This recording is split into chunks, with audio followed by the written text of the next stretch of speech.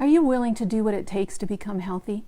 Hi, I'm Kirsten D. Samuel, Aftershock Recovery Method Coach. Today we'll unpack 3 steps to move beyond the shock of his porn addiction. I'll never forget when I was asked this question.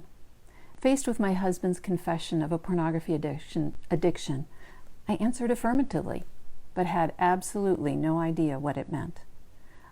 I actually wanted to know how long this healing would take. Now I know you're feeling like you're faced with a landfill of junk right now, like your life is torn in pieces and parts. But I encourage you to answer this question. Are you willing to do what it takes to become healthy? Let's unpack 3 areas to focus on to help you answer this question. First one, emergency aid. You have to deal with the pain and betrayal. When I first listened to a client, I let you dump the pain. You need to be heard and know that you're not crazy. You have been wounded. And yes, you need emergency assistance. You don't have the vantage point to see the wound clearly or the strength to believe it will get better. I want you to take a deep breath in and then let it out. You have taken the first courageous step to get help to treat your immediate wounds. It's difficult to see now what you need. That's why I always offer a robust, confidential, free first meeting to any woman who reaches out. You deserve to be heard and helped, regardless of his choices. You are in the right place. The second step is triage assessment. In this step, the process involves quickly assessing the damage to treat you effectively. Because you are in crisis mode, you can't accurately diagnose your next best step. The trauma in your marriage is a gaping wound that needs treatment.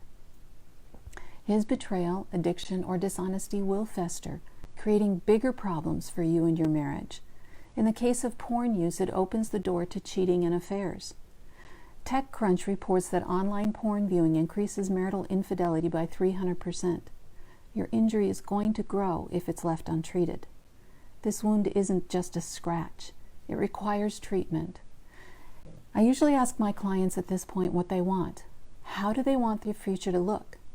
Helping you know how to discuss the next steps forward stops that spin cycle in your mind. The third step is the Aftershock Recovery Method phase. Here's where you discover you aren't crazy. Your wounds are real, but more importantly, you have hope. Your future can be what you dream if you're willing to do what it takes to become healthy. My clients and I assess the challenges, pains, unique situation, and issues they face. Then we create a path to health and healing. No 2 paths are the same. Every person recovers from injury at a different pace. You might be tempted to compare your recovery to another's, but that causes more damage to your heart. You're looking at length of time instead of healing. Rob Lowe says, never compare your insides to someone else's outsides. You only see the results of someone else's hard work, and results come in different ways and times. During healing, time is your friend, not your enemy. Small steps create new life foundations. It's time to focus on your healing. And you're the only one you can control. Don't look at your husband. You can't orchestrate or dictate his recovery. Every time we look at another person's recovery and compare it to ours, we lose.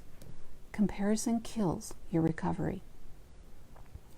Take time to assess your life. Are you willing to do whatever it takes to recover? Here's one thing I do know. You matter. Investing in your recovery indicates how you value yourself. It's not a waste of time or money. Becoming healthy never is. God created you perfectly. He had options to make you differently, but He didn't. He made you the way you are. He believes in you, loves you, and will walk you through this pain, I promise.